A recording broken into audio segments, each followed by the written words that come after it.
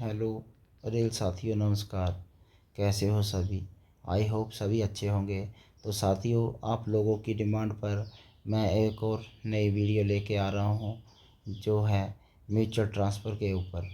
तो दोस्तों, mutual transfer आपसी ट्रांसफ़र होता है जो कि दो लोगों के बीच में रहते हैं। तो दोस्तों, ये रूल बताने से पहले मैं आप लोगों को बता दूं कि जो भी टेक्नीशियन साथी अभी अभी रिक्रूट हुए हैं, अगर वो ट्रांसफ़र लगाना चाहते हैं तो उन्हें सबसे पहले अपनी ट्रेनिंग कंप्लीट करनी होगी, क्योंकि अभी तक उनका रेलवे में रेगुलर लियन नहीं है।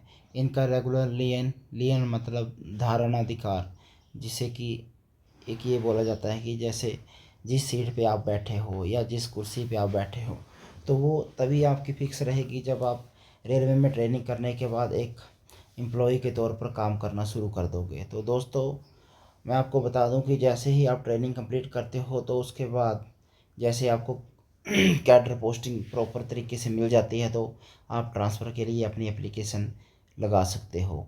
आजकल ट्रांसफ़र के लिए एप्लीकेशन HRMS के ट्रांसफ़र मॉड्यूल, जो कि आपकी HRMS ID है, ट्रेनिंग के बाद कब रहेगी उसमें आप लगा सकते हो। तो दोस्तों, मैं आपको ये बताता हूँ रेलवे के कुछ रूल जिसके तहत आप ट्रांसफ़र की एप्लीकेशन लगा सकते हैं।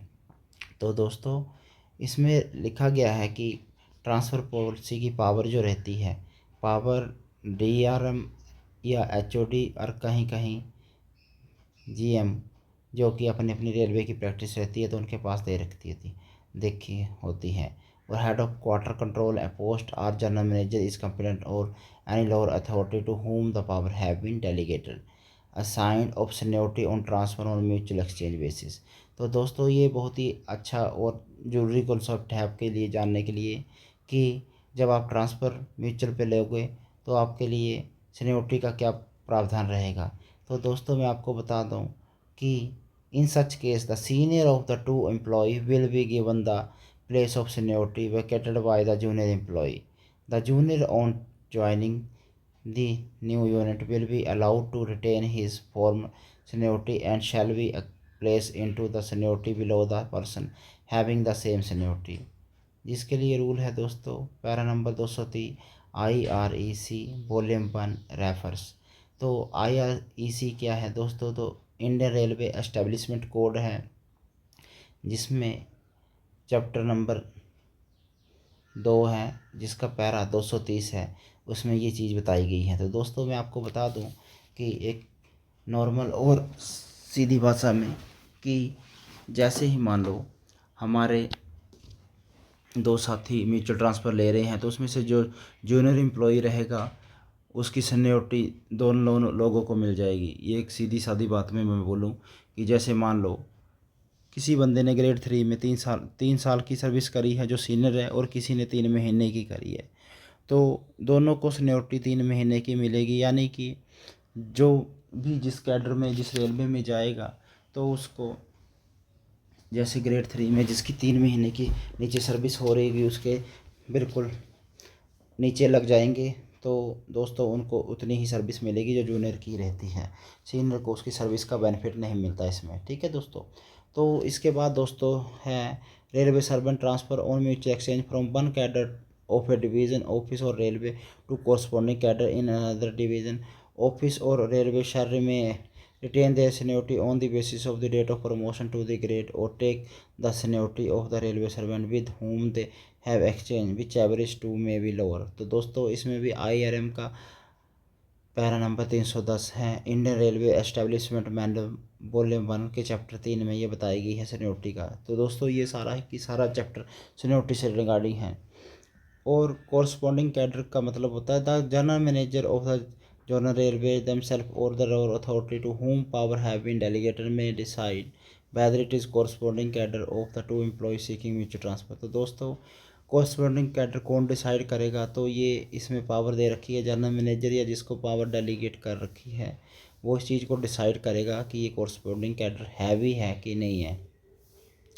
तो दोस्तों, सबसे महत्वपूर्ण बात इस ट्रांसफ़र में मैं आपको बता दूं कि आपकी अगर मान लो एप्लीकेशन लगा रखी है, जैसा कि ये पैर नंबर 4 में बता रखा है, no backtracking once mutual exchange agreed.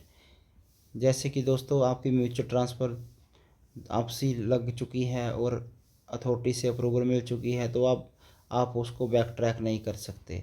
तो दोस्तों एक रूल है जिसमें आप आरबी नेट पे डालोगे आरबी नंबर 53/2006, तो उसमें भी आपको लग जाएगा पता कि इसमें स्पष्ट शब्दों में लिखा गया है कि आप म्यूचुअल ट्रांसफ़र को अप्रूव होने के बाद रिजेक्ट नहीं कर सकते।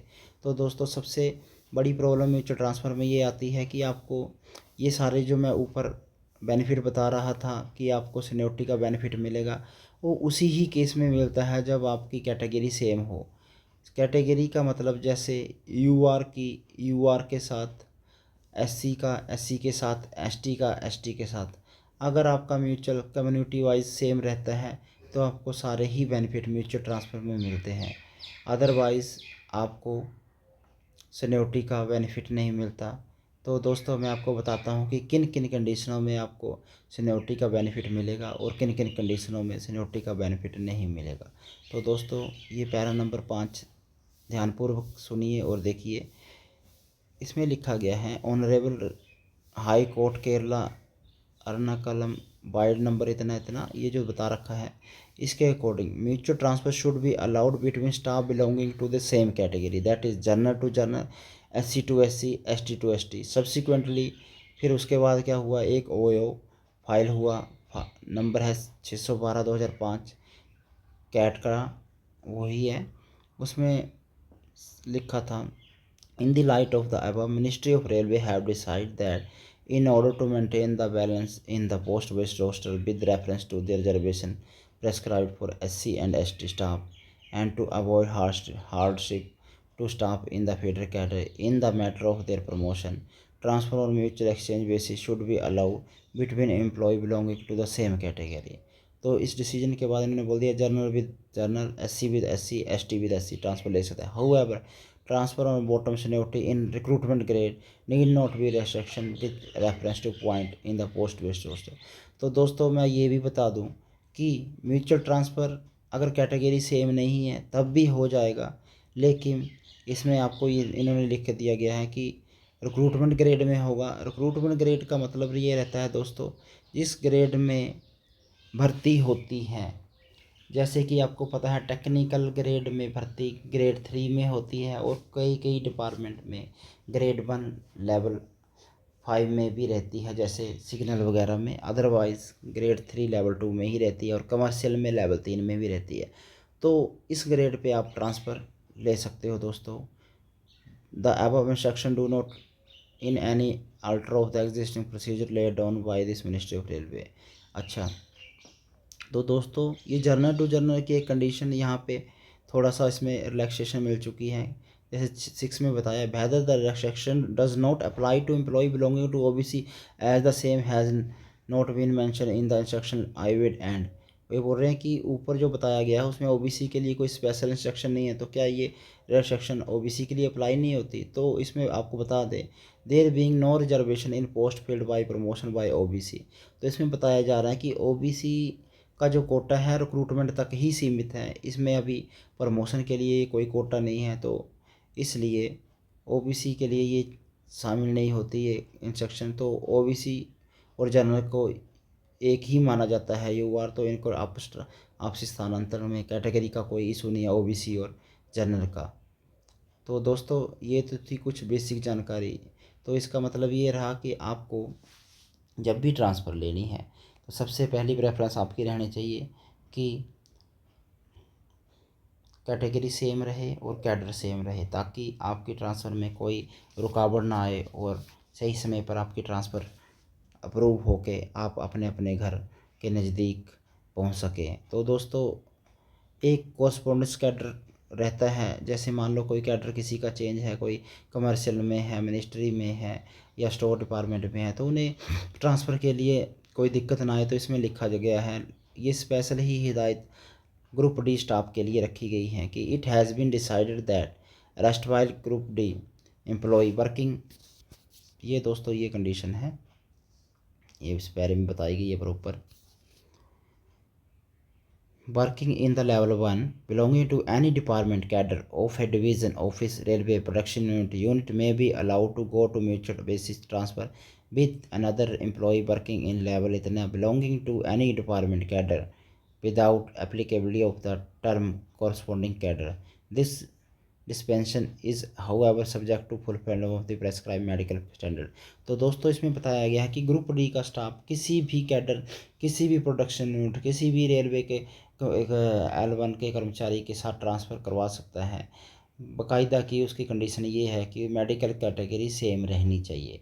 तो दोस्तों मैं एक आपको बेनिफिट की बात बता दूं कि जिस साथी का अगर मेडिकल कैटेगरी लोअर कैटेगरी में है और जहाँ पे वो ट्रांसफ़र जा रहा है वहाँ पे अपर कैटेगरी की मेडिकल स्टैंडर्ड चाहिए, तो आप अपने रिक्वेस्ट से रेलवे से मेडिकल करवा सकते हैं। तो दोस्तों ट्रांसफ़र के टाइम अगर कभी आपको ये इशू रहता है तो आप एक एप्लीकेशन के माध्यम से अपना मेडिकल द्वारा चेक करा सकते हैं, जिससे आपको ट्रांसफ़र के लिए कोई दिक्कत ना हो। तो दोस्तों मैं अब आपको बताऊं, ये जो टाइम लाइन है इसमें आप देख रहे होंगे कि 15 दे रखे हैं। Forwarding by divisional personal department 15 दिन इसको दे रखे हैं। फॉरवर्डिंग बाय हेडक्वार्टर पर्सनल 15 दिन।